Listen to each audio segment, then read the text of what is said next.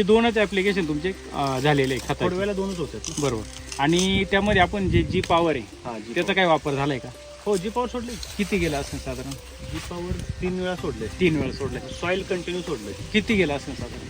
Soil 20 litre संपवलं. 20 litre संपवलं. आणि एकंदरीत तुम्ही जो खर्च करताय दरवेळेला आणि ह्या वेळेला जो खर्च केला त्याच्यामध्ये काय वाटलं बाबा? म्हणजे खर्च वाढला गेला, उत्पन्न वाढलं गेलं की खर्च कमी होऊन उत्पन्न वाढलं गेलं? नाही, खर्च कमी आणि उत्पन्न वाढलं गेलं. पण ऊसाची हाईट अजून खूप आहे. आणि एकदम हिरवागार आहे. पाती बघा तुम्ही, एकदम चांगली आता याला जवळ 15 दिवस दिलं नाही. पाणी दिलं नाही.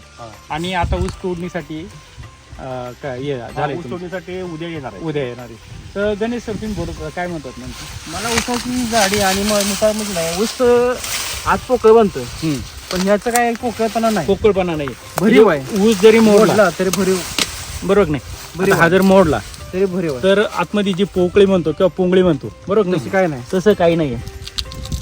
हे बघ, म्हणजे एकदम आता जर बघितलं तर रसरशीत ऊस आहे, बरोबर आहे?